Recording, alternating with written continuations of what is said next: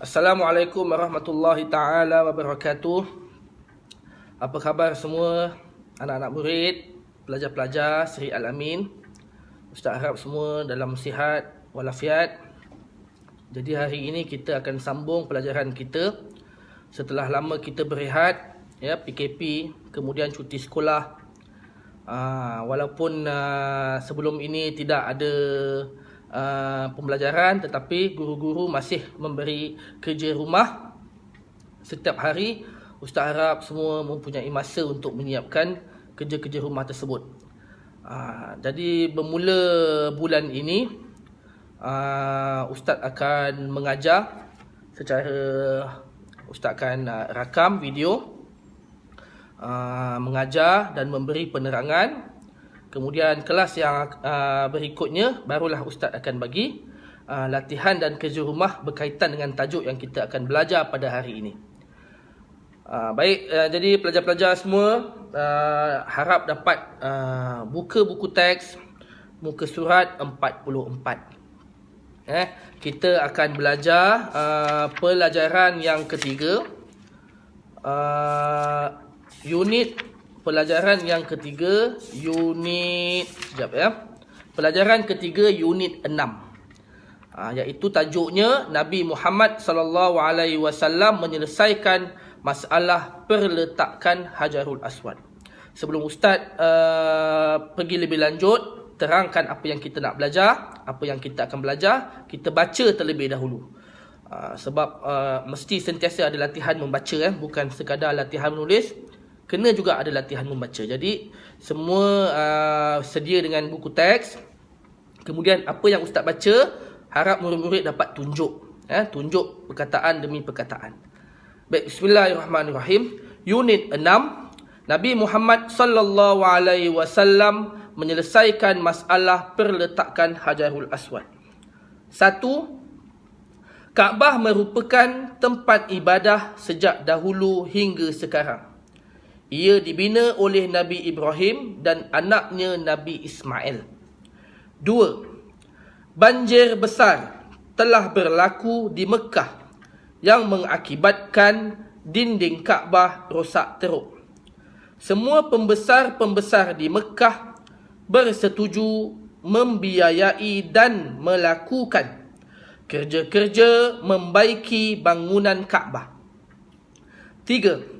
Setelah bangunan Kaabah siap dibaiki, satu pertelingkahan berlaku di antara pembesar-pembesar Arab mengenai Hajarul Aswad, iaitu siapakah di kalangan pembesar yang berhak meletakkan batu tersebut di tempat asalnya. Okey, setakat situ dulu. Okey. Baik, jadi apa yang kita belajar hari ini? Nabi Muhammad menyelesaikan masalah perletakan Hajarul Aswad. Itu tajuk dia. Baik, isi yang pertama. Kaabah merupakan tempat ibadah sejak dahulu hingga sekarang. Kaabah telah dibina oleh Nabi Ibrahim dan anaknya Nabi Ismail. Siapa tahu Kaabah? Siapa yang biasa tengok dalam TV, TV Al-Hijrah lah, selalu dia tunjukkan bacaan Al-Quran di Masjidil Haram di Mekah. Ada satu bangunan yang berbentuk 4 segi berwarna hitam tu, itu namanya Kaabah. Jadi Kaabah ni siapa yang bina? Kaabah ni dibina oleh Nabi Ibrahim dan Nabi Ismail. Bermakna Kaabah telah dibina lama dulu sebelum lahirnya Nabi Muhammad. Dah ada lama dah. Sebelum Nabi lahir, Kaabah ni dah ada dah. Dan Kaabah ni merupakan tempat ibadah sejak dari zaman Nabi Ibrahim bersambung dengan Nabi Ismail sehinggalah hari ini. Cuma cara pengibadahan itu yang berbeza. Zaman sekarang kan, setelah Nabi Muhammad menyampaikan ajaran Islam, jadi Kaabah ni terkenal dengan orang buat apa? Buat ibadah haji dan umrah.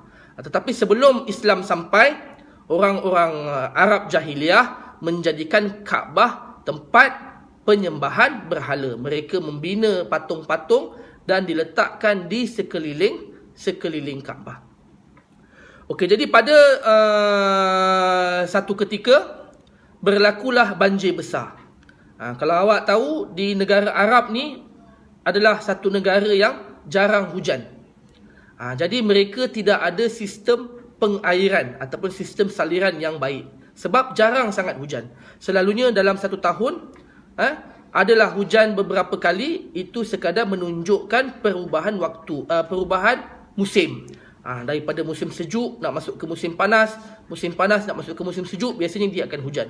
Jadi pada satu ketika telah berlaku banjir besar.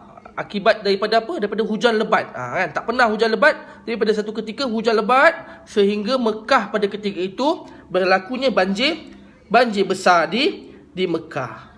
Bila banjir besar berlaku, apa yang terjadi? Maka Kaabah dan struktur bangunannya menjadi rosak,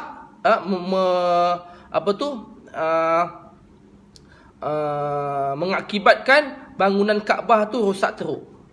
Kan, sebab air naik, dan air pula air lumpur, sebab Kaabah ni dikelilinginya padang pasir. Kalau sekarang kalau kita pergi Kaabah dah cantik lah, ada mozaik dan sebagainya, ada tile. Tapi zaman dulu tak ada lagi. Dikelilingnya adalah padang pasir. Bila banjir besar menyebabkan hujan lebat, banjir besar, dan banjir itu banjir lumpur, maka Kaabah terkena banjir tadi, menyebabkan bangunan tu rosak. Jadi setelah banjir surut, maka orang-orang di Mekah mereka bergotong royong untuk membersihkan kawasan Kaabah. Dan setelah pembersihan dilakukan, apa yang berlaku? Pembesar-pembesar kabilah ataupun orang pemimpin-pemimpin kabilah-kabilah Arab di Mekah ketika itu, mereka bersetuju untuk membiayai. Maksudnya keluarkan duit, kongsi sama-sama. Semua kabilah-kabilah ni, mereka ni orang-orang kaya. Mereka mengeluarkan sejumlah duit, sejumlah wang, mengupah pekerja-pekerja untuk apa? Untuk sama-sama membaik pulih bangunan Kaabah yang telah rosak. Maka baiki baliklah. Yang perlu dicat semula, yang perlu disimen semula, sehinggalah Kaabah dapat dibaiki dengan sepenuhnya. Kemudian setelah bangunan Kaabah siap dibaiki, apa yang berlaku? Kabilah, ketua-ketua kabilah tadi, pembesar-pembesar Quraisy tadi ni, mereka bergaduh.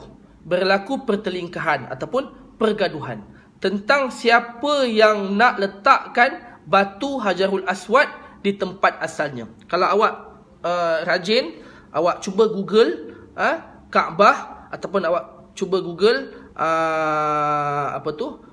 Hajarul Aswad, dia ada satu batu. Yang apa batu tu nanti Ustaz akan terangkan pada kelas yang akan datang.